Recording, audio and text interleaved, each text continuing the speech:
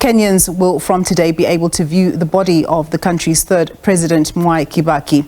The body will lie in state at the country's parliament buildings until Wednesday. Kibaki, who died last week at the age of 90, led the country between 2003 and 2013.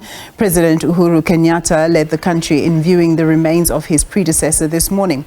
Kenya's military will escort Kibaki's remains to parliament in a carriage travelling a distance of about 4 kilometres from the funeral home. On Wednesday, the remains will be returned to the funeral home until Friday, when a funeral service will be held in his honour in Nairobi.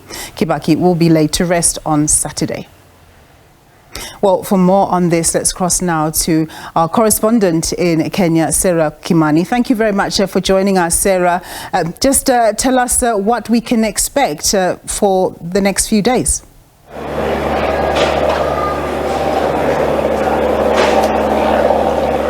Well, for the next few days, and especially today, tomorrow and Wednesday, we expect that members of the public will continue filing into Parliament buildings here in Nairobi to view the body of the late former President Mwai Kibaki. Now, President Kibaki led the country in viewing the body earlier in the morning, and now, just as we were leaving Parliament, hundreds of Kenyans were making their way in and out of Parliament, filing past the body of President Kibaki, which is right inside Parliament buildings on the floor of the National Assembly, where now they will be viewing for the next 3 days.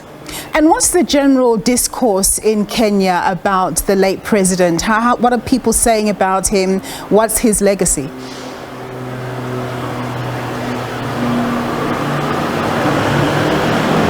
Well, I think Kenyans are in agreement, and most of those we have spoken to are saying he's the best president the country has ever had. Some of them are pointing to his reformist agenda, others talking to his economic reforms, others speaking about what he was able to do to develop the infrastructure of the country.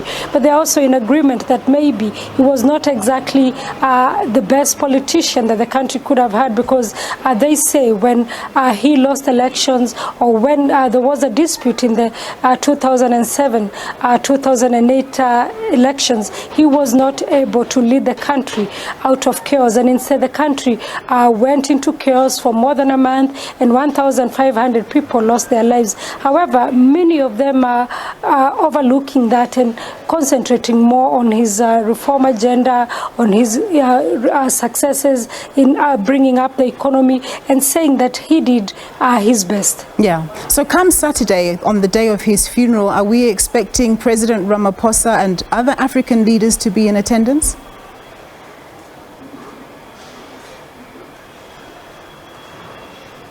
On Friday, which is the day that a funeral service will be held here in the capital, Nairobi, we expect that there will be foreign heads of state. As of now, the Ministry of Foreign Affairs and indeed the committee that is organizing the funeral has not given us the names of who to expect. But we know that being a very short notice in terms of the time between when he passed on and when he will be buried, it is likely that the foreign leaders that may be able to attend are those from the East African region. Maybe those from the Southern African region may find it the notice too short. We still do not know. But President Ramaphosa sent a message of condolence over the weekend, and he spoke of President Kibaki as a reformist. He spoke about him as a person who stood up for democracy when he was called upon to do, and a person, he said, a Pan-Africanist. President Ramaphosa will be remembered as one of the key African leaders who came into Kenya in 2007, just after the 2007 post-election violence, to begin the mediation efforts to try and bring the country back on its feet after that violence. So he already has a relationship with the country, and you could tell from the message of condolence that he sent that indeed he has lost a political colleague and he has lost a friend. Yeah.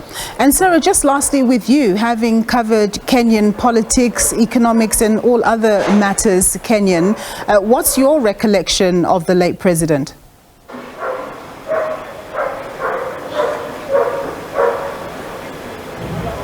It's interesting. I covered President Kibaki as a young journalist working for the local media here in Kenya. I was at the scene of the accident. The vehicle that we had was at the scene of the accident that he had in 2002, just before the elections that catapulted him into power. And I tried to compare the two men in terms of health, the man that took over power and the man that we had covered earlier. It is clear that that road accident had an effect on him as a person, because Kibaki had this booming voice and he was very articulate, and even though after he recovered you could find that he was trying to find his feet, he never really recovered from that accident. And we understand that this is the same accident. The effects of that accident continued into his rule and into his retirement, and indeed just 2 weeks before he passed on, he was in and out of hospital, one because of old age, but also because of the effects of that accident.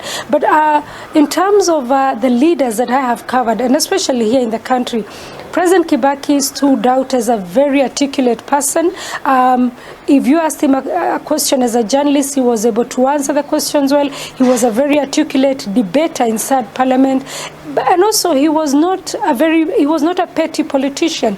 If he did not like something, he said it openly. But also, he tried to keep to his manifesto and to his campaign pledges. I remember him talking about free primary education, and indeed when he took over power, that came into fruition. Infrastructure, the economy, maybe where again people are talking about, and where I believe he dropped the ball, was the fight against corruption. President Kibaki, because he had a lot of goodwill when he took over power, he had the chance to fight corruption, but it ended up being one of the things that ate into his leadership and even almost cost him a second term in office. So that is probably something that he failed to do, fighting corruption in the high levels and especially within his cabinet. And so he will be remembered as a person who did some good things, but maybe, as is only human, failed to win in others. Indeed. Sarah, thank you very much for your time and your insight there. Sarah Kimani, our Kenyan correspondent.